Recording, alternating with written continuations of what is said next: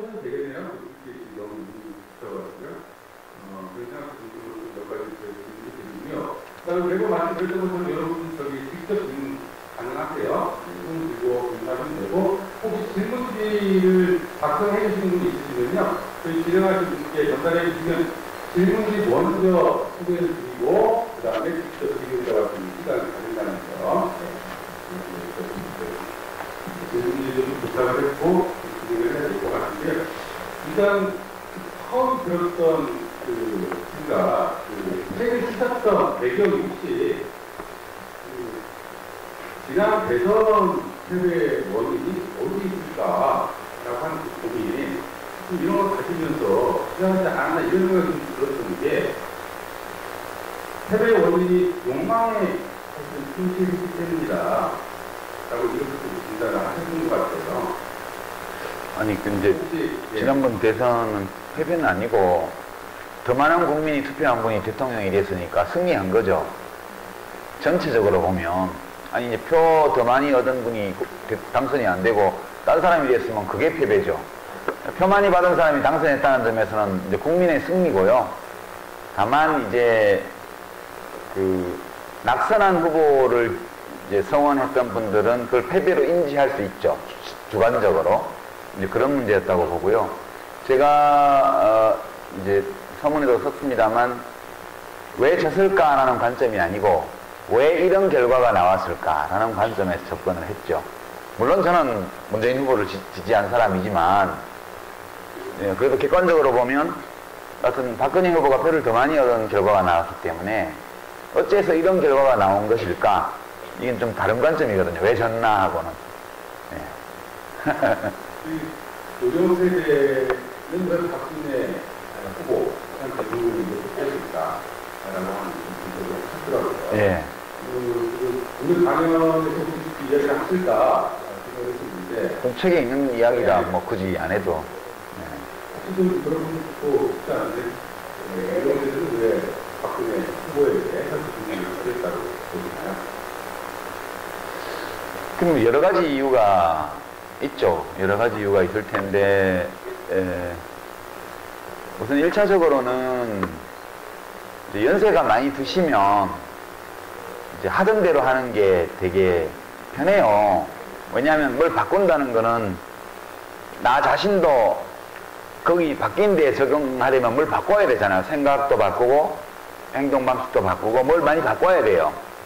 근데 이제 젊은 사람들은 축구도 잘하고 농구도 잘하지만 나이가 많이 들면 몸이 이제 반응이 늦어지고 적응이 힘들어서 그런 운동을 못하고 걷기 정도 이 정도 하잖아요. 정치적으로도 마찬가지라고 저는 봐요.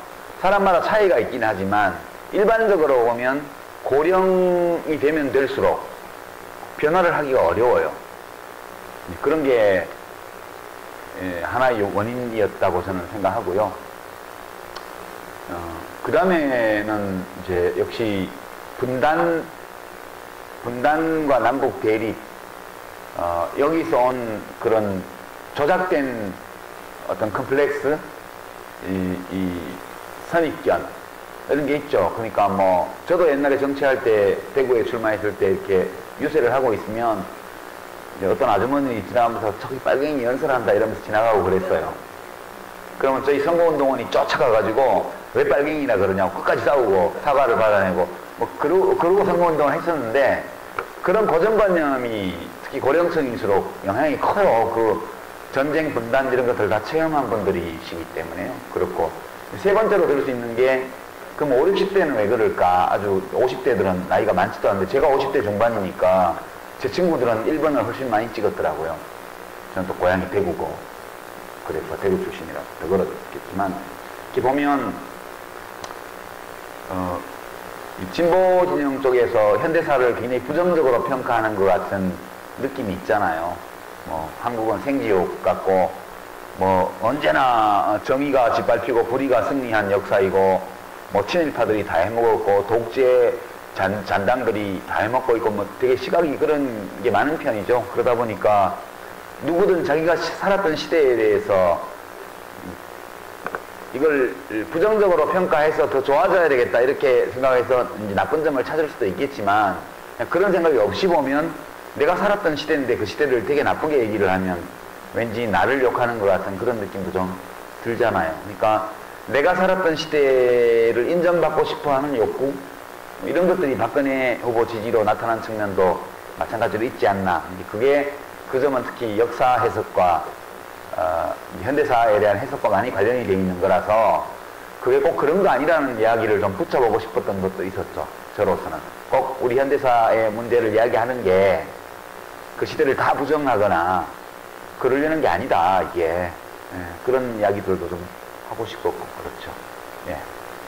그 욕망 부분 같은 것 같은데, 흥미에 대한 안전에 대한 인간 일사를 여기 보면 욕망에서 나아가거나, 그리고 자기 실현에 대한 욕망, 자기 완성에 대한 욕망, 이런 것들도 확장되고 있는데, 이게 이제 순서가 있는 아니겠지만, 현대적으로 사람들이 나타나는데, 사실 이제 조정 세대에는 이 기존의 평형에 대한 경제적인 욕망, 이런 부분들이 더 많이 반영될 수밖에 없는 사회에서 살았고, 그 사회를 살았고 자기에 대한 인정도 있고, 이런 게 기존적으로 나타나지 않냐, 이런 부분까지도 갖췄거든요. 예, 이제 사람이 잘 안 변하거든요. 그러니까 사실 사람 변하기가 어려워요. 여러분들 주변에서 많이 느끼시겠지만 자기 자신부터 생각해보면 그런 느낌이, 내가 나를 바꾸는 게 쉽지 않잖아요. 내가 나를 바꾸는 것도 쉽지 않은데 남이 나를 바꾸려고 들면 그 바꿔지겠어요? 그러니까 사람은 한번 어떤 가치관이라든가 이런 게 형성이 되고 나면 되게 바뀌기가 어려운 것 같아요. 근데 이제 우리 현대사가 정의가 승리하는 역사는 아니었거든요. 힘 있는 사람, 잘난 사람이 승리하는 역사였고, 심지어는 잘나지 못했으면서도 폭력이나 사기로 이렇게 성공하기도 하고, 되게 정직하게, 그리고 자기 힘으로 남 속이지 않고 이렇게 살면 성공하지 못하는 사회로 인식이 돼 있지 않습니까? 그런 점에서 한국 사회는 조금씩 나아져 왔죠, 지금까지. 그렇지만 과거를 돌아보면 좀 그런 면이 많죠. 그러다 보니까 돈이 최고야. 그리고 남 억울한 일을 안 당하려면 출세해야 돼. 그 법은 멀고 주먹은 가까워. 그리고 힘 있는 사람한테 붙어야 돼. 그런 게 형성되는 게 저는 아주 자연스러웠다고 봐요.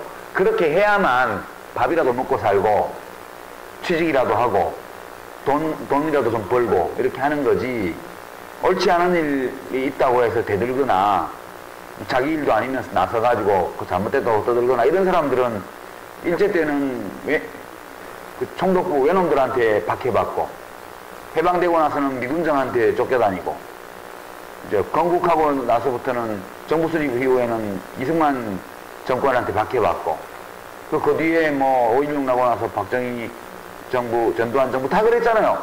바른말 잘하고 정의로운 사람은 전부 감옥 가고 죽고 그런 역사였잖아요, 우리가. 그런 역사를 겪었기 때문에 많은 사람들이 그런 역사 속에서 터득한 생활의 지혜 또는 가치관 이런 게 있거든요. 그런 게 힘 있는 놈한테 붙어라 이런 거예요. 그리고 앞서 나가지도 말고 뒤처지지도 말고 적당히 가운데에서 이렇게 해야 되고, 못한 놈이 정 맞는 거고 바람 불면 저쪽으로 수그리고, 이런 게 가치관이잖아요. 저는 기존의 이제 고령 세대가 그런 가치관을 가진 사람이 많을 수밖에 없는 역사적 환경을 겪었다고 생각해요. 근데 이제 그러니까 그게 옳다는 건 아니에요. 그건 잘못된 거예요. 잘못됐다는 말은 하죠. 말을 하지만 그렇다고 해서 미워할 것까지는 없지 않냐. 각자 사는 만큼 사는 거고, 그리고 되게 국가의 역할이 정의를 세우는 건데, 제일 중요한 역할이 국가가 불의를 저지르는 주체로 반세기 동안 왔기 때문에 지금 국가로 하여금 정의를 세우게 해야 된다는 생각을 가진 분들의 숫자가 적은 게 어찌 보면 좀 자연스럽기도 하다고 저는 생각을 해요. 그렇지만 이제 고령 세대가 이런 식으로 청년 세대의 앞길을 막아서는 좀 안 되지 않나 하는 건데요. 제가 직접 한 그런 말은 아닌데 어떤 방송에 나갔더니 진행자가 어떤 만화 그리시는 이현세 선생님이라는 분이 하신 말씀이라고 전해주시던데, 지금의 기성세대가 제일 고약하다고. 왜냐하면 그 전 세대는 자식들이 뭐라고 하면 이랬대요. 그래 내가 뭐 알겠노. 내가 뭐 알겠노. 그래 자식 아들 시키는 대로 자식들 시키는 대로 너그 말이 맞겠지. 그래 너그 말대로 하자. 이렇게 했대요. 지금 기성세대는 자식들이 뭐라 그러면 네가 몰라라 그렇게 얘기를 한대요. 자기 부모한테는 그래 우리가 뭘 알겠노. 너그 말이 맞겠지. 이렇게 해서 자기 시키는 대로 하게 해놓고, 자기가 기성세대가 되고 나서는 청년들한테는 니들이 뭐 안다고 그래. 이렇게 하는 굉장히 못된 기성세대라고 얘기를 하셨대요. 저는 그 말씀에 일리가 있다고 생각해요. 저는 좀 못됐다고 생각해요. 지금 50대, 60대 기성세대가요. 네. 고생도 많이 했지만 부모들한테 못했고요. 아까 국민연금 얘기했지만 그 자식들한테 그냥 못됐게 하는 세대예요. 그렇게 함으로써 고집을 엄청 부리고 이렇게 함으로써 청년들의 앞길을 막아놓고 있는 상황 아닐까. 근데 이제 그거에 대해서 어느 정도 자식들이 대화를 시도를 하고 그렇게 하다 보면 또 조금 변화가 올 때가 올 거다. 변화가 일어날 때가 올 거다. 저는 그렇게 생각을 합니다. 읍소를 좀 해야겠죠. 아버지 어머니 때문에 저희 죽게 생겼어요. 좀 도와줘요. 이렇게라도 해가지고 뭐 변화를 좀 일으켜야 되는 거 아닌가? 예, 그런 생각은 좀 듭니다. 저도 50대인데 이런 얘기 하니까 좀 이상한데요. 여기 세계 얘기는 그렇습니다. 선거 이후에 선거를 하는 겁니다. 자기가 나름대로 개혁적이다라고 생각하는데 그렇게 개혁적이지 않은 정당입니다. 사람들이 많이 투표했다. 돈 때문입니까? 잘 먹고 잘 사는 거, 부동산 가구들이 네, 여기 호남에서는 몰라도 서울이나 경기도나 영남이나 이런 데서는요, 그 땅하고 지나면 생기는 게 많아요. 예, 그 장사를 해도 더 잘 되고요. 왜냐면 돈 많은 사람들이 다 거기 있기 때문에 돈을 좀 얻어먹으려면 돈 많은 놈 옆에 가서 왔다 갔다 해야 돈을 얻어먹지, 없는 놈들끼리 모여있는 데 가서 아무리 해봤자 별 돈 안 생기거든요. 그러다 보니까 그 당에 가서 하면 이익이 많아요. 그래서 새누리당이라는 보수정당은 이익을 중심으로 모인 당이고요.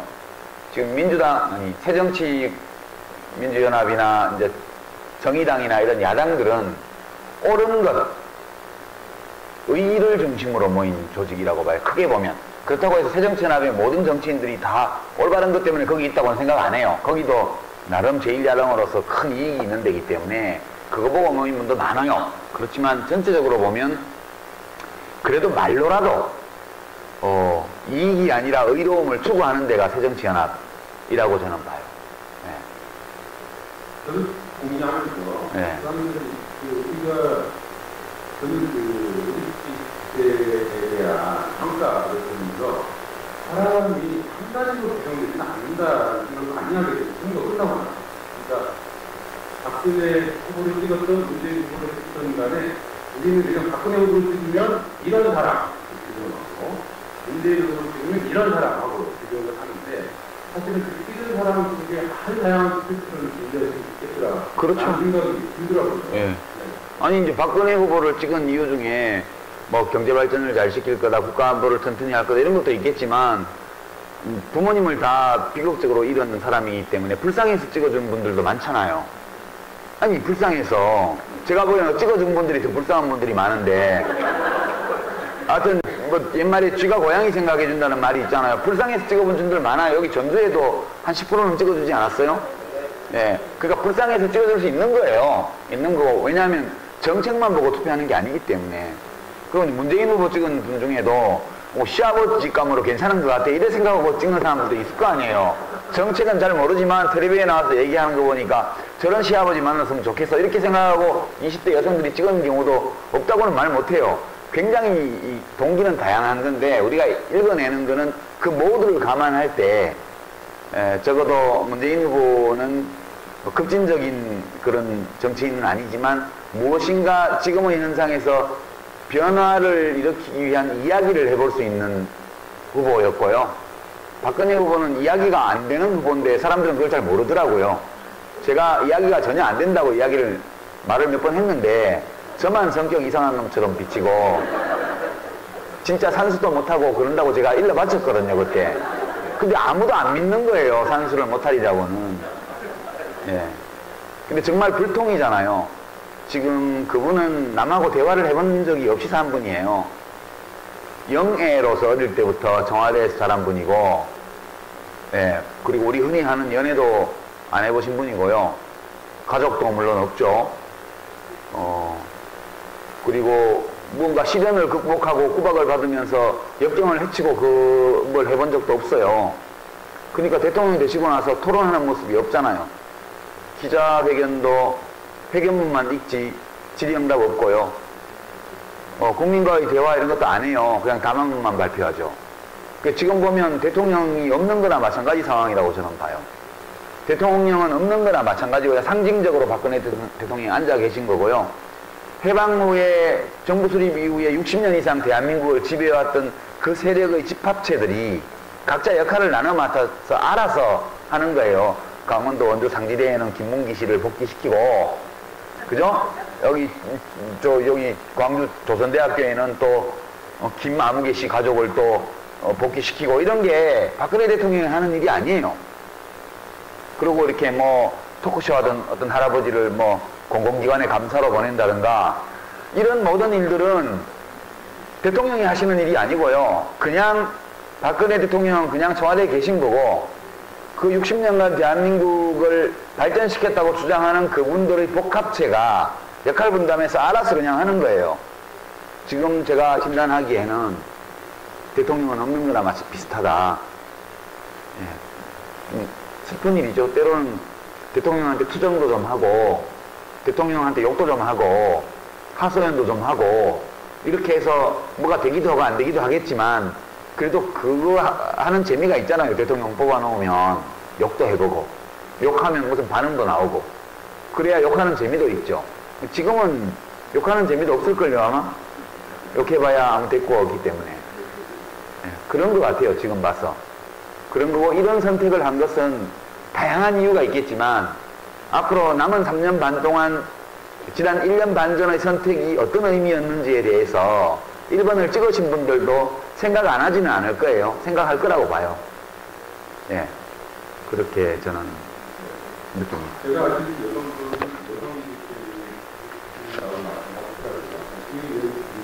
여성들이 굉장히 이야기로 받아들였거든요. 사실 여성 대통령이 나온다는 것 자체가 제가 한국민의 인사회가 발전이라고 예. 박근혜 대통령은 주민등록증에는 여자지만 정치적으로는 남자예요. 제가 볼 때는. 그렇게 대화를 못하는 여성을 본 적이 있으세요? 이 남자라는 종은 진화가 느린 종이에요. 그래서 대화보다는 주먹이 가깝고 이런 이제 진화가 덜 된 종이고요. 영장류의 진화적 특성을 훨씬 더 높게 발휘하는 종이 여성이라는 종이에요. 그러니까 이 터치하고 이제 접촉하고 대화하고 배려하고 이렇게 하는 능력이 훨씬 더 발달한 종이거든요, 여성이. 그래서 남자들 중에는 저렇게 불통인 분들이 왕왕 있지만 여자들 중에는 진짜 드물어요. 예, 저는 참 희귀한 케이스다 그렇게 생각을 하죠. 네. 어렵네요. 네. 아무튼 하세요. 네. 왜 길이에 편성을 하시는지 길이는 바로 대사가 다양한 욕구를 가진 사람들의 다양한 상관들이 여기에서 치러진 부분들에 대한 이해가 있어야 된다라는 생각들이 많이 하게 됐습니다. 드리는 이야기를 들었고요. 여러 가지 질문이 들어와 있습니다. 다양한 형태의 질문이 들어와 있는데요. 몇 가지 좀 골라서 첫 번째가 이제 아무래도 결론이 공감합니다. 확실하게 중요하다라고 하는데 이렇게 얘기가 됐어요. 공감, 중요하다는 걸 공감합니다. 그러나 자신보다 불리한 입장의 사람들을 죽어보는 미세한 사람, 공감해줘야 할, 개선해줘야 할 의미입니다. 그 사람 바꾸려다가 왜 싸우고 힘들어서. 네. 네. 그 공감, 중요하다 생각을 하는데. 예, 그러니까 남을 못 바꿔요. 싸우지 말라고요. 그냥 내가 한번 얘기해 보는 거야. 이 정도를 해야 되고요. 남을 못 바꿔요. 거의 남을 바꿀 수가 없어요. 누군가 바뀐다면 그 사람이 바뀔 준비가 됐을 때 바뀌는 거거든요. 우리가 해줄 수 있는 것은 혹시 그 사람이 스스로를 변화시킬 의향이 있을지 모르는 상황이라면 도움이 될 만한 것들, 정보, 체험, 공동의 경험의 기회, 이런 것들을 제공해 줄 수 있는 것이 우리가 함께 살아가는 이웃을 위해서 할 수 있는 일의 최대치라고 저는 봐요. 만약 내가 그 사람을 바꾸려고 한다면 그 사람의 인생에 대해서 내가 책임져야 되잖아요. 내가 어떻게 책임을 져요? 그냥 우리는 같이 살아가는 사람들에게 기회를 줄 수 있다고 생각해요.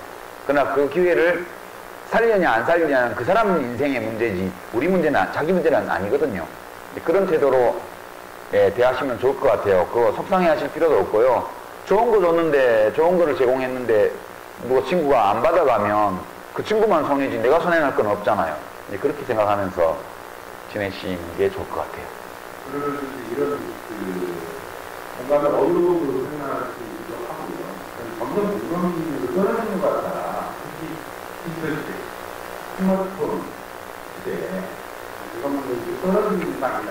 우리 미래 불안한 거 아니냐. 이런 식으로 저는 반대로 보는데요. 만약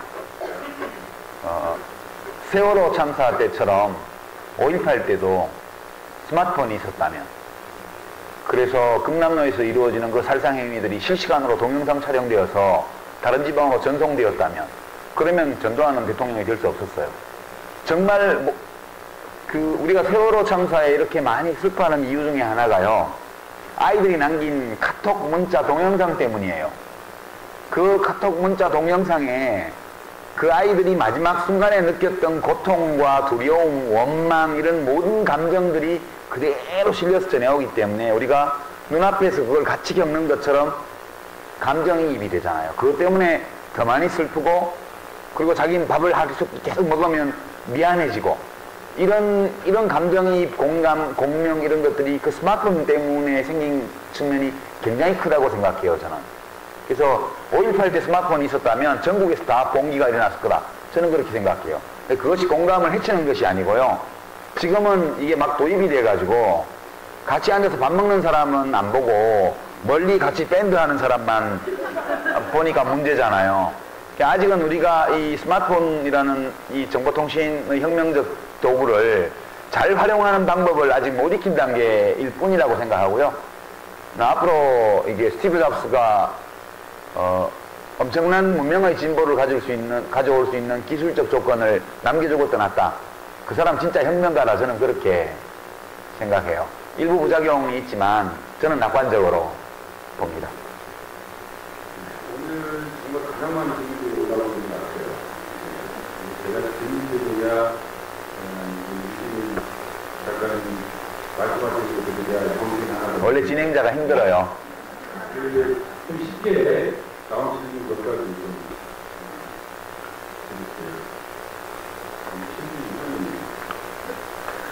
해외 농구 모임 기본 입장 가능하신지요? 해외 강연이요? 네. 어떤 일이 있으셨을까요? 해외 강연 말씀하시는 건가요? 아니면? 예. 아니, 저도 이제 호주나 뉴질랜드나 미국이나 뭐 영국 동포나 유학생들 쪽에서 왕왕 이메일이 옵니다. 와서 강연을 좀 해줄 수 있냐고. 저는 사실 나라 밖으로 여행하는 걸 별로 안 좋아하거든요.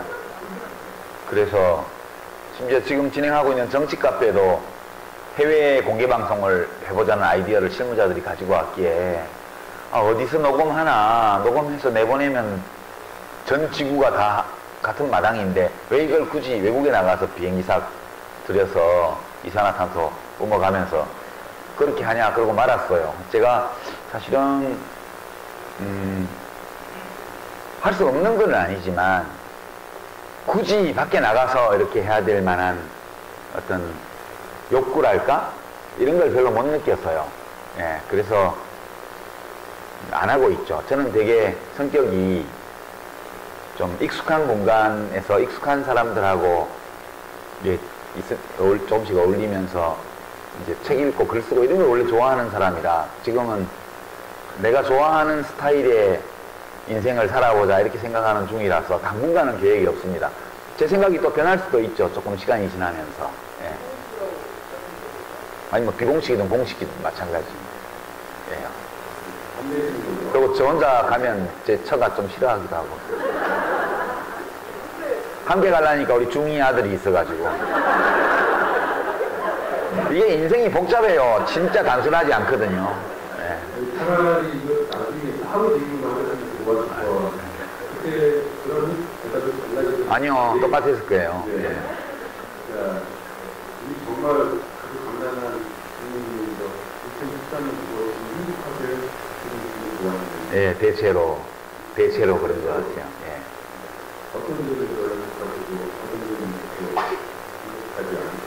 아니 그냥 이제 제일 좋은 거는 가고 싶지 않은 장소, 만나고 싶지 않은 사람을 가고 싶지 않은 곳을 가지 않아도 되고 만나고 싶지 않은 사람을 만나지 않아도 되고 하고 싶지 않은 말을 하지 않아도 된다는 것 자체가 굉장히 좋은 것 같아요. 예전에 정치할 때는 그 세 가지를 다 했었어야 되거든요. 그리고 이제 책 읽고 글 쓰는 것이 제가 좋아하는 일이기 때문에 이제 아침에 작업실로 출근하고 저녁에 퇴근하고 가끔씩 사람들 만나서 뭐 이야기 좀씩 나누고 그 정도로 이렇게 살아가는 게 제일 좋은 것 같고요. 행복한 것 같고 좀 대체로라고 말할 수밖에 없는 거는 너무 좀 슬프고 화나는 일이 많아서 저는 이제 뭐 진짜 농반 진반 광화문 단식 농성장에 나타나면 또 배후 불순 세력이 드디어 나타났다고 또 그럴까봐 사실 겁이 나요. 왜냐하면 저는 되게 싸가지 없는 놈 이렇게 찍혀가지고 저를 딱 공격하기만 하면 이게 효과를 보나 봐요, 저쪽에서. 그래서 나는 얼굴 안 내밀어 주는 게 제일 나은 거 아닌가? 그런 생각도 한편으로 좀 씁쓸하지만 있기도 하고요. 그래서 그것 때문에 되게 좀 불편해요. 근데 딸이 열심히 다니고 있으니까 그래 너가 가족 대표 선수로 열심히 다녀라 그러고 있습니다.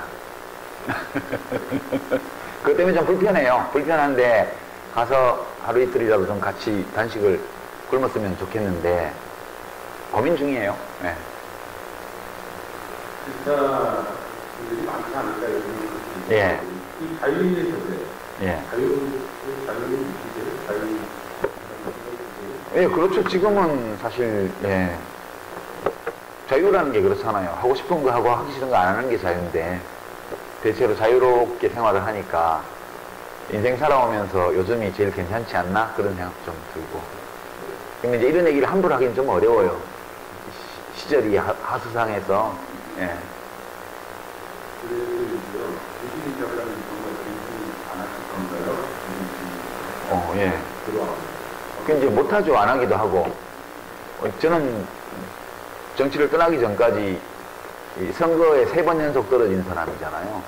그러면 그거는 일단 회사 채용 시험으로 보면 이제 시험 3번 봐서 계속 그 회사에 떨어진 거 비슷하기 때문에 계속 지원하는 거는 민폐라고 봐요. 그래서 그거는 이제 다른 일을 해라 그런 것으로 알고 저는 이제 제가 잘할 수 있는 일을 하는 거니까 뭐 이것도 정치만큼이나 사회적으로 의미 있는 일이라고 생각하고요. 네.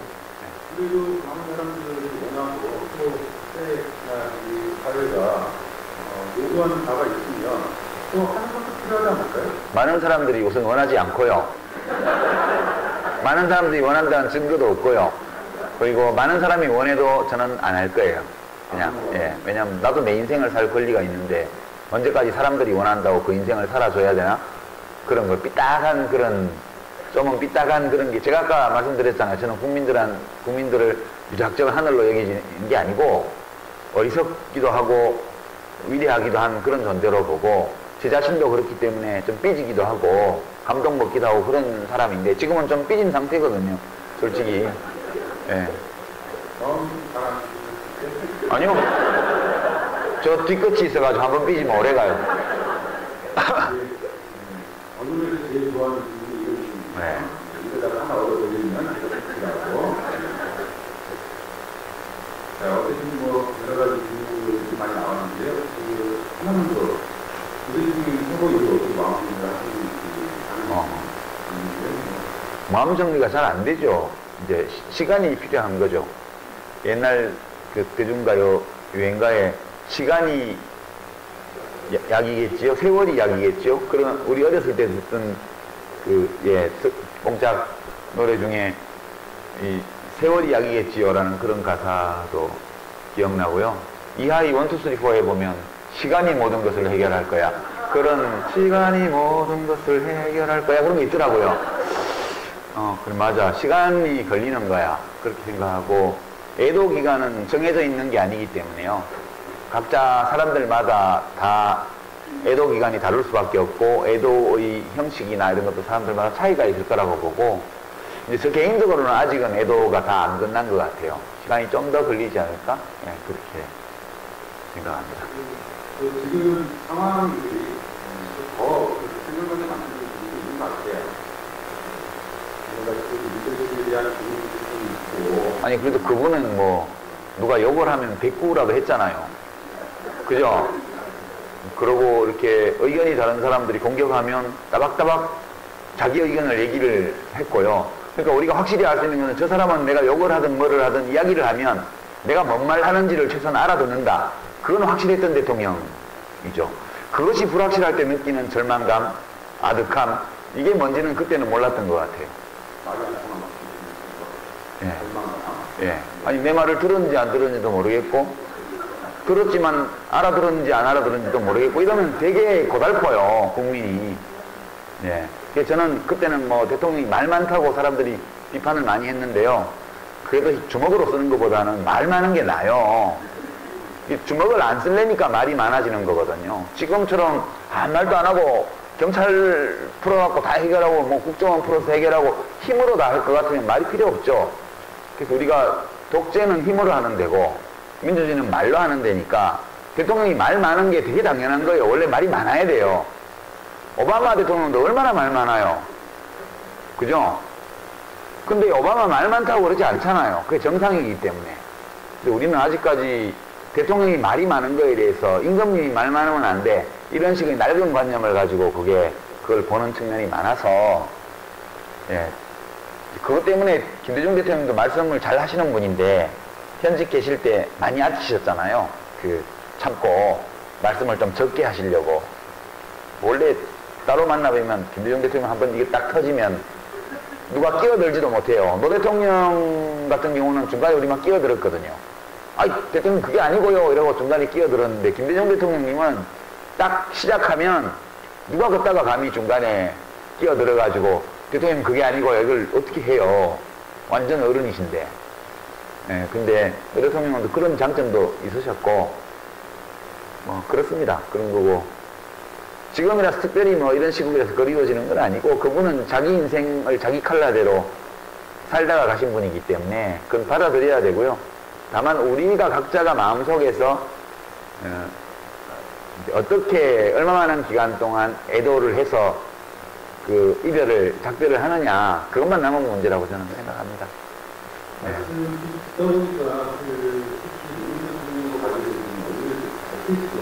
네.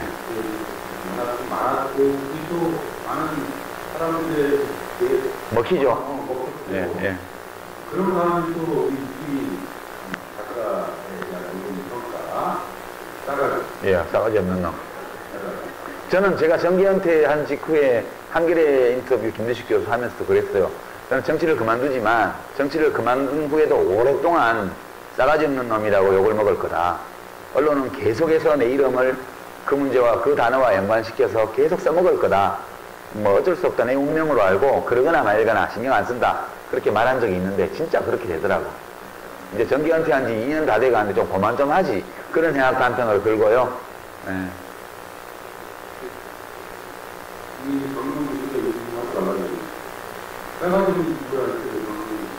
예. 그거 이제 안 읽어봤는데, 이제 누구 보고 싸가지 없다고 말하는 것도 싸가지 있는 건 아니죠. 저는 그렇게 생각해요.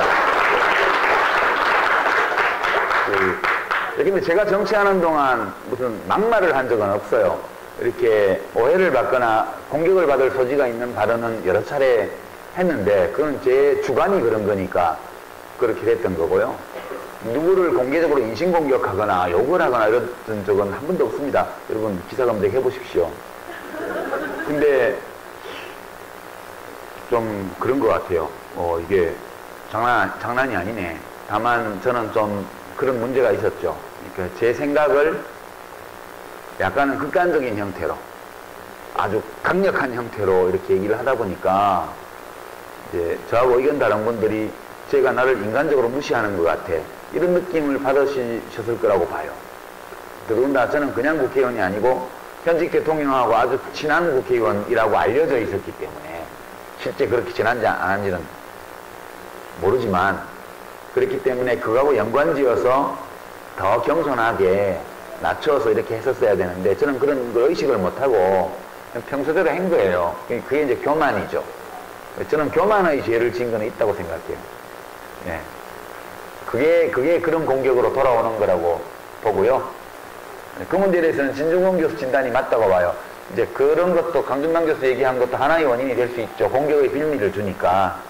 근데 가장 근본적인 것은 그런 것도 하나의 원인이 되겠지만 가장 근본적인 것은 지금 야당이 우리 사회를 이렇게 만들어 나가겠다는 비전을 국민들에게 제대로 못 주고 있는 거. 예, 그게 제일 근본적인 문제라고 생각하고 예를 들어서요. 지금 비정규직 문제 같은 게 심각하고 참여정부 때 일정한 기대감을 가지고 비정규직법을 했는데 기업들이 그것을 법 취지대로 하는 게 아니라 악용해서 그걸 계속 비정규직을 연장하고 확대시키는 방식으로 악용을 했단 말이에요. 그래서 그때 우리가 입법을 했지만 기대와 달리 일부 한 3분의 1 정도 정규직 전환 효과는 났지만 3분의 1은 해고되고 3분의 1은 또 다른 형태의 비정규직으로 악용되고 있으니 이 입법으로는 부족하다는 사실이 확인되었다 이렇게 주장하면서 우리가 과거에 만든 법은 부족하다 더 강화하자 이렇게 해서 예를 들어서 뭐 300인 이상 사업장은 업종을 불문하고 비정규직 사용을 금지한다든가 국가 지방자치단체 학교 대학 이런 공공기관 그리고 비영리 법인 이런 데는 일체 간접 고용이나 비정규직 사용을 못하게 한다든가 이렇게 강력한 입법으로 이걸 막아나가야 되고요. 그리고 그렇게 하면 실업률이 조금 올라갈 거예요. 최저임금도 더 올리고 이렇게 하면 그러면 조금 늘어난 실업자는 고용보험을 확대 강화해서 재취업교육을 강화하는 식으로 해서 해야지 그 몇만 명 실업자 늘어나는 거 막으려고 2천만 명의 노동자를 다 고용불안에 떨게 하는 건 어리석은 일 아니냐 이렇게 주장하면서 비정규직이 또 팍팍 내고 그죠? 뭐 그렇게 하면서 우리 사회에서 지금 사회에서 우리 국민들의 삶을 괴롭히고 있는 여러 중요한 문제들에 대해서 과감한 입법안들을 내면서 그 메시지를 가지고 이제 여당과 싸우고 국민과 대화하고 이렇게 해나가면 풀어나갈 수 있다고 봐요 저는. 근데 그런 비전과 정책을 제시하려는 노력을 너무 적게 하고 다른 거에 너무 많이 신경을 쓰고 있어서 국민들의 그 신뢰를 못 받는 거 아닌가. 처음에는 국민들이 그 너무 과격하다 이렇게 또 종편이나 조중동에서 얘기할 거기 때문에 오해하더라도 그것이 옳다고 생각한다면 선거에 지는 한이 있더라도 계속 그걸로 싸워 나가야 돼요. 근데 지금은 뭐 싸우는 게 없어요. 뭐 싸우면 안 된다는 이상한 여론에 밀려가지고 야당이 왜 있어요? 싸우라고 있죠. 근데 뭘 가지고 싸우냐? 민생, 국민의 삶, 사회의 정의 이런 걸 가지고 싸워야 되는 거죠. 예, 근데 진짜 좀 잘 못하는 것 같아요. 그렇다고 제가 한다고 더 잘할 수 있는 건 아니지만. 그 책에서 야당에 대해서 민주주의 역사에서 야당의 역할이라고 하는 것이 정의도 아니었고 부족도 아니었고 후이였다. 예. 정의와 부족을 열심히 싸우면 성과를 숨기고 치는 게 야당이다. 예. 이런 평가를 하기 때문에. 네, 그게 맞죠. 그것이 현재도 문제되고 있다.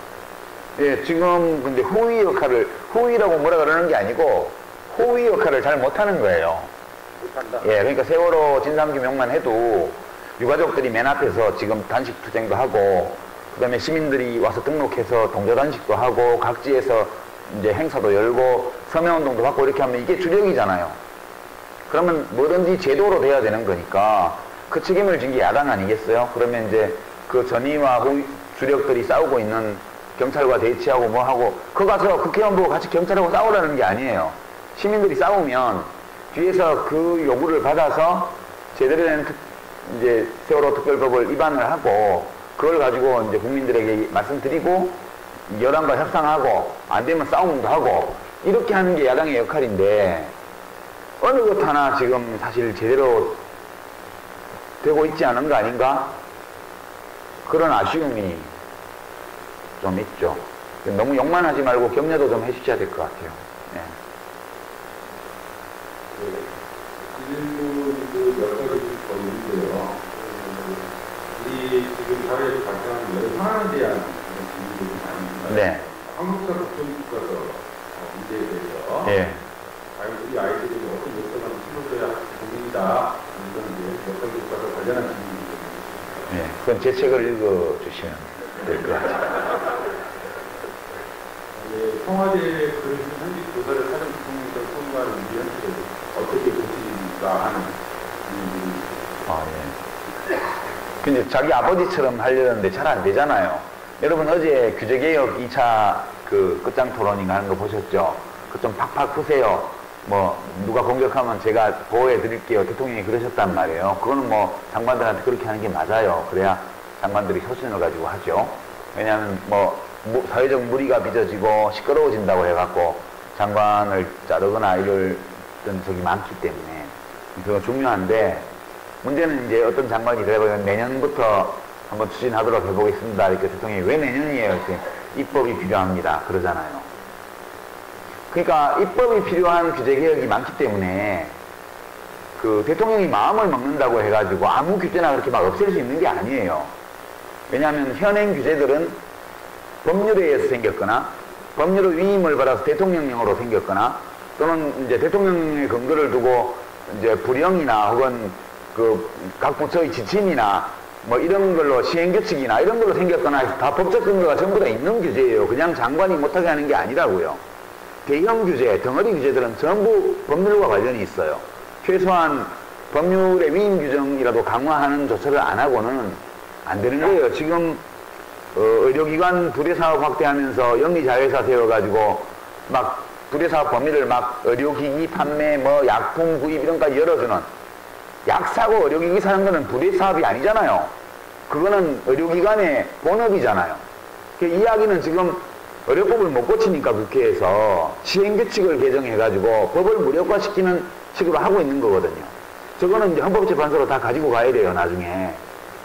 그러니까 지금 법을 개정하려면 국회에서 논의를 해야 되고, 논의를 하게 되면 공청회도 해야 되고, 언론의 비평도 받아야 되고, 국민 여론도 수렴해야 되고, 업계나 전문가들의 의견도 받아야 되고, 이렇게 해서 풀 수 있는 거는 풀고 이래야 되는데, 옛날 그 박근혜 대통령의 아버지 박 대통령이 하실 때는 대통령 말이 법이기 때문에 그때는 딱 무슨 회의 소집해갖고 보고받고 해 그러면 임자가 해 그러면 그냥 그 임자가 돼서 그냥 하는 거예요. 법 개정이고 뭐고 그냥 다.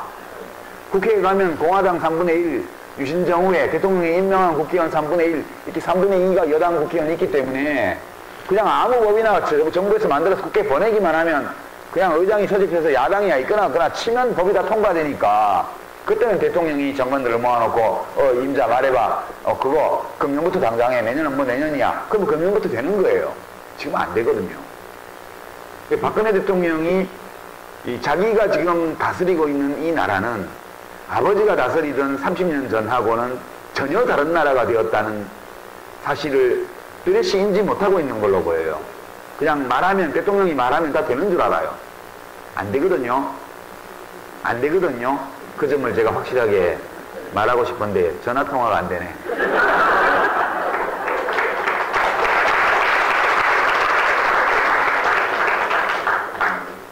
참 이승환 교수가 아주 잘했다는 생각이 들기에 마치 시원시원하게 잘해주시네요. 평가는 청중들이 하시면 반응이 컸습니다. 그 질문이 몇 가지 보여주는데요. 현대 정부가 어떻게 되시나요? 산업법 공산주의 인권주의에 바뀌면서 나라 현대 정부가 어떤 거라고 예. 중국이요.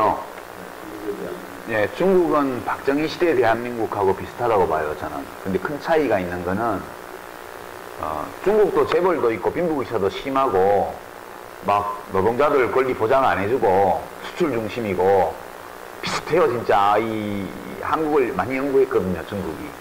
결정적인 차이는 한국은 박정희 대통령 혼자서 18해 동안 이 국가 운영을 좌지우지한 반면 중국은 공산당이 그걸 해요. 여기는 한 사람이 했고 어떤 사람이 특정한 자연인이 그걸 했고 저쪽은 한 집단이 하고 있어요. 공산당이라는. 요새 이제 시진핑 주석이 막 억수로 센 관리들을 부패로 잡아놓고 방송 진행자도 잡아가고 난리잖아요. 부패 청산한다고. 중국 사회 전체가 부패인 옆에 빠져 있는데 몇 사람 손댄다고 뭐 달라지겠어요. 그렇지만 너무 심해졌기 때문에 제어라도 하지 않으면 안 된다는 판단 때문에 그렇게 되는 것 같아요. 되는 것 같은데 그래도 한 자연인이 18년 동안 또는 전두환 씨까지 하면 25년 동안 하는 것보다는 그래도 공산당이라는 조직이 하는 게 나아요.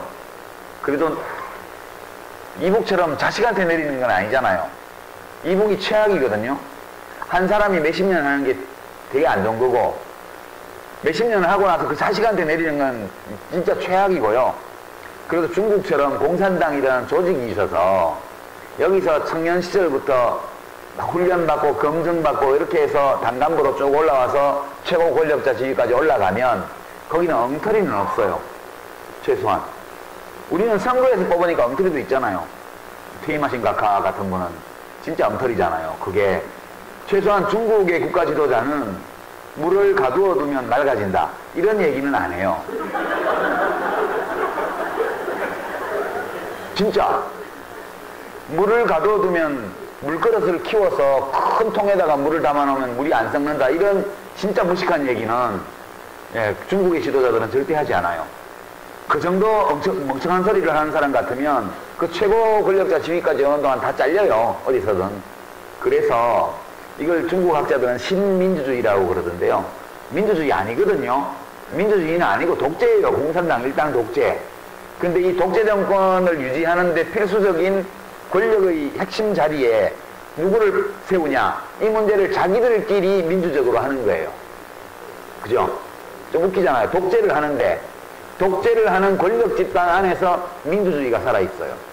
그거를 중국식 민주주의 또는 신민주주의라고 자기들은 얘기하는 거고 우리가 보기에는 공산당 일당 독재고 그리고 솔직한 중국의 지식인들은 일리가 있는데 비판에 우리는 서구식 민주주의를 당장 못해요.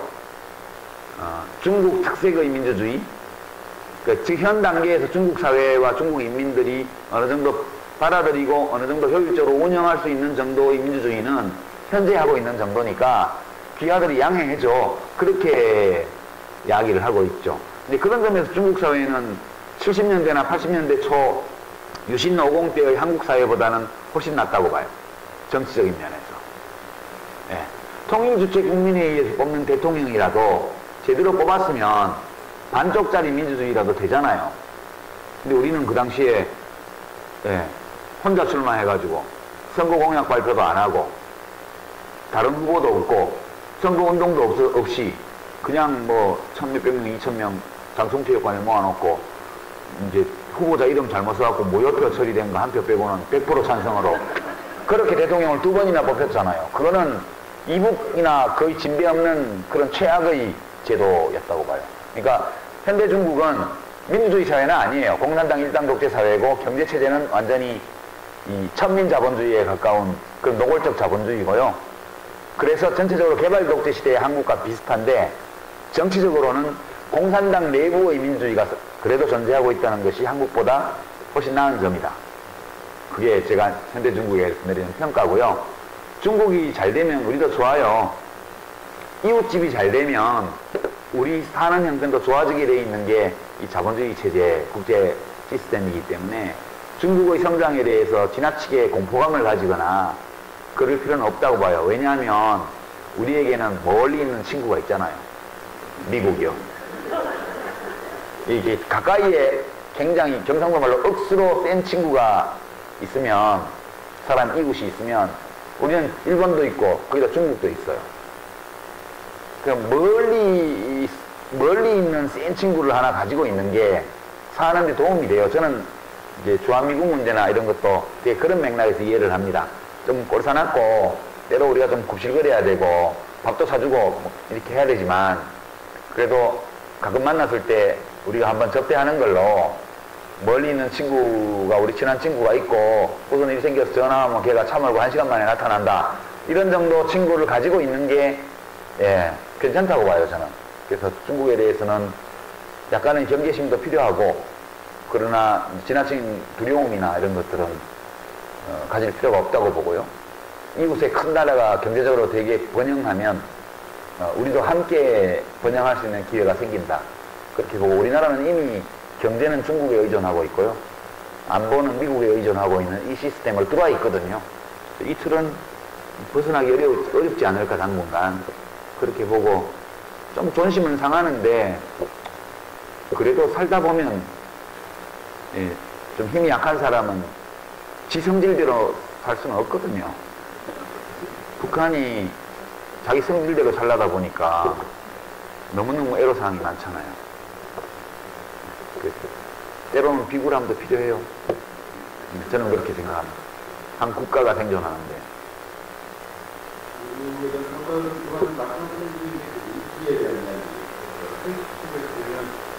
그런 의문이 막 약간 있는데요. 사회부에서 10월 6일까지 민주주의의 내각 그리고 6월 학생자들은 이제 성장기 우리 지금을 지내는 관계가 민주주의 성숙기다 이렇게 평가를 하더라고요. 그러면서 또 그런 얘기도 좀 생각하는데 지금 이명박 박근혜 그대라고 이제 현재 역사적 태행이다라고 좀 많이 평가를 하시거든요. 과연 민주주의 성숙기라고 그렇다면 나갈 수 있는가 이런 질문이 궁금한 게 있었어요. 과일이 익을 때 어떤 과일은 썩기도 해요. 그러니까 좀 이제 지금 민주주의 위기고 퇴행기다 이런 지적들이 많이 있잖아요. 지금 진행자께서 이명박근혜 그랬는데 저도 한때 그 용어를 많이 썼는데 이명박 대통령하고 박근혜 대통령은 좀 다른 것 같아요. 똑같다고 생각을 했는데 좀 다른 점이 많은 것 같아요. 요즘 와서 드는 생각인데요. 이제 이명박 대통령이 보수 중에서 소위 자본주의 보수, 그러니까 시장형 보수였다면 주로 한 사업이 4대강 사업 같은 거예요. 막 건설회사에 돈 퍼주고 쌓아놨던 모래는 지금 다 쓸려가서 어디 가버리고 그리고 강 한가운데 콘크리트 구조물이 하나 탁 들어차 있고 물은 썩어가고 그 외에 아무 변화도 없어요. 근데 돈은 30조 원이 들어갔고요. 그런 사업이에요. 누군가 이익을 받죠. 그러니까 아주 천박한 자본주의를 이제 해나가는 그런 시장형 보수정권이었다. 시장주의 보수정권이었다고 봐요. 박근혜 대통령은 이념형 보수정권 같아요. 이념형 보수정권. 그러니까 이명박 대통령은 말이 안 되는 정책이지만 그래도 4대강 사업 같은 걸 했어요. 그 사업 내용이 말이 안 돼서 그런 거지. 뭘 하긴 했다고요. 그것마저 안 했으면 뭐가 남았겠어요. 근데 박근혜 대통령이 하는 걸 보면 아무것도 하는 건 없는 것 같아요. 지금 하고 있는 유일한 거는 부동산 투기를 조장하는 정책. 그 한 가지만 딱, 그러니까 그 은행 빚을 얻어쓸 수 있게 그 신용규제, LTV, DTI 이런 신용규제를 풀어줬고요. 기준금리를 0.25% 내렸고요. 그 다음에 빚내서 집 사가지고 그 집값이 빚낸 액수만큼 안 되면 돈 안 갚아도 된다는 그런 집 도로 은행에 돌려버리면 그만이라는 유한책임 부동산 매입제도 이런 거 갖고 들어오고 있고요. 그 다음에 재건축 규제 풀어줬고요. 전부 얕은 이 과거 버블 세븐 지역으로 일컬어지던 부동산 투기 지역에 부동산 값을 올리는 정책 하나만 확실하게 뭔가를 한다고 할 수 있는 정책이고 나머지는 아무 정책이 없어요, 지금. 반면 박정희 장군 전역 기념탑도 올라가고요. 저 철원에. 그리고 북한하고는 지금 그거잖아요. 박 대통령 때하고 똑같아요. 니들이 적화야욕을 포기하고 우리에게 귀순하면 밥은 먹여주마. 이런 식의 정책이에요. 그리고 국내적으로 봐도 이제 민주주의 제도 자체를 없애는 건 없는데 본인이 민주적 과정과 절차를 하나도 안 하잖아요. 대화를 안 해요. 민주주의는 대화인데 아예 대화를 안 하고 입을 닫았고 그리고 이제 통합진보당 위헌정당 소송을 해갖고 지금 헌법재판소에 왔다 갔다 하고 있고 되게 이런 국면이에요, 지금. 그리고 뭐 특전사 어저께 보니까 난데없이 무슨 포로 체험이야. 어? 포로 체험 영화 보면 두건 씌우고 이렇게 요즘 참수 동영상 같은 거 보면 다 그렇게 하잖아요. 근데 공기 통하는 주머니를 씌워야지. 세상에 공기가 안 통하는 폴리에스테르 재질의 주머니를 씌워서 1시간 반 동안 손발 묶어서 엎드리게 해놨다는 게 상상이 안 되는 거예요. 그것도 금년에 시작했다 그러잖아요. 이 모든 것들이 박근혜라는 한 자연인이 대통령으로 앉아있는 동안 대통령의 존재를 알 수 있는 어떤 정책은 없고, 다만 이 대통령을 탄생시킨 모든 세력들의 연합체를 대표하는 어떤 사람들이 권력기관의 요소요소에 앉아서 옛날 박정희 정권 시대에 있었던 것과 비슷한 느낌을 불러일으키는 어떤 제도, 행동양식, 문화 이런 것들을 계속 되살려내는 과정에 있다는 거예요. 그래서 이것을 저는 이제 이념보수였던 것 같다. 이제 세월이 많이 갔기 때문에 그런 이념보수는 다시 안 나타날 거다. 그렇게 생각을 했었는데, 그래서 이제 이명박근혜 정권이라는 말을 썼는데, 이명박 정권과 박근혜 정권은 다른 것 같아요. 저는 그렇게 생각하고, 이게 민주주의 퇴행은 아니고요. 다만 민주주의가 제대로 작동하지 않는 거다. 퇴행과 어떻게 좀 다른지는 모르겠지만, 무슨 헌법인권위원회를 없애지는 않지만 없애면 퇴행이에요. 근데 없애지를 않고 이상한 사람을 위원장으로 갖다 놓으니까 없는 거나 마찬가지가 됐잖아요. 이런 식으로 하는 거죠. 이런 식으로. 그렇지만 제도를 없앤 게 아니기 때문에 인사권자가 바뀌면, 대통령이 바뀌면 이런 것들은 금방 복구가 돼요. 인사 때문에 생긴 것들은. 그래서 저는 지금 위기다 이렇게 보지는 않고요. 학습기관이다. 이렇게 민주주의적 소양과 의지가 없는 사람을 대통령으로 뽑았을 때 무슨 일이 생기는지에 대해서 우리 모두가 지금 학습하는 중이다. 그리고 이 학습의 5년이 끝날 때쯤 그 학습 결과 사람들의 생각이 어떤 변화가 일어났는지가 그때 가서 비로소 분명하게 드러날 거다. 그렇게 보는 거고요. 좀 정말 꼴보기 싫은 일들이 많이 벌어진다는 거, 사람들이 많이 죽는다는 거, 사람이 많이 죽지만 않으면 괜찮을 것 같아요. 사람만 안 죽으면 꼴보기 싫은 거는 참을 수 있다고 봐요, 저는. 3년 반 정도는. 근데 사람이 사방에서 너무 많이 죽어서 이제 좀 제발 딴 거는 하지 말고 박근혜 정부가 안전점검과 이 국민 생명을 지키기 위한 그런 사업, 이것만 열심히 3년 반 동안 하면 굉장히 복받을 것 같다는 생각이 들어요. 딴 거 하려다 보면 계속 사람이 죽는 일이 벌어지지 않나. 그런 걱정이 좀 많이 됩니다. 아니, 아무것도 안 하면 안 돼요. 사람을 살리기, 사람 죽는 걸 막기 위한 일들은 해야 되겠죠. 전체적으로 그런 느낌이 있어요. 공단 이것도 하니까요. 그래서 과거는 이렇게 나아졌다. 성취됐다. 민주주의가 되는 거고, 성취주의가 어렵다. 방금도 퇴행이라고 말하는 건 어렵다. 네, 성장통이라는 게 있는 거예요. 성장통. 말씀하시면서 조금씩 유연해진 것 같다는 생각도 들고요. 여러 가지 현안들에 대해서 우리는 사람 공부하는 법적으로 문제가 있다. 우리 굉장히 건강하고 참 문제이지만 예를 들어서 몇 가지 어떤 법적 현안이라든지 이런 부분들에 대해서는 좀 이게 뭐라고 해야 될까요? 폭이 커졌다고 해야 되나? 그게 아니고요. 네. 사람이 어떻게 변해요? 안 변하죠. 근데 제가 어떻게 갑자기 커지겠어요? 그게 아니고 여유가 많이 생기지. 정치를 할 때는 당에 있잖아요. 당은 패거리 당자잖아요. 정치는 패거리와 패거리가 맨날 싸우는 게 정치예요. 나도 패거리에 속해 있기 때문에 안 싸울 수가 없는 거예요. 제가 이제 주로 이제 한나라당 상대로 그 당시에 싸우는 일을 많이 해가지고 막 저쪽도 총을 쏘고 나도 총을 쏘다 보니까 제가 오발해가지고 우리 막사 창문도 깨고 몇 번 그랬단 말이에요. 제가 일부러 거기 쏜 건 아니에요. 근데 이제 막 전투가 격렬하게 벌어져가지고 막 쏘다 보니까 이게 오발도 나고 이게 흥분해갖고 쏘다 보면 또 총구가 딴 데로 돌아가가지고 이상하게 우리 막사의 유리창도 깨고 이런 건데, 그러다 보니까 이제 눈뾰족하다, 극단적이다 그렇게 바뀌었죠. 근데 이제 돌격 때는 그렇게 할 수밖에 없는 거예요. 지금은 이제 전역해가지고 후방에서 전사 연구 이런 거 하면서 이렇게 보내고 있잖아요. 그러니까 이제 사람들이 막 지금 전방에서 막 총 쏘면 싸우는 사람들이 막 어쩌고 저쩌고 하면 제가 이따가 그건 꼭 그런 건 아니고 말이요. 그건 좀 이런 각도에서도 볼 수 있는 거 아니요? 그냥 입지가 달라져서 그러는 거예요. 그러니까 저도 정치를 안 하고 계속 평론만 했으면 저 사람 부드럽고 포용력 크고 엄청 훌륭한 사람이다 이런 말 들었을지 몰라요. 괜히 싸우는 정치인들을 너무 욕하지 마시고요. 그게 정치예요.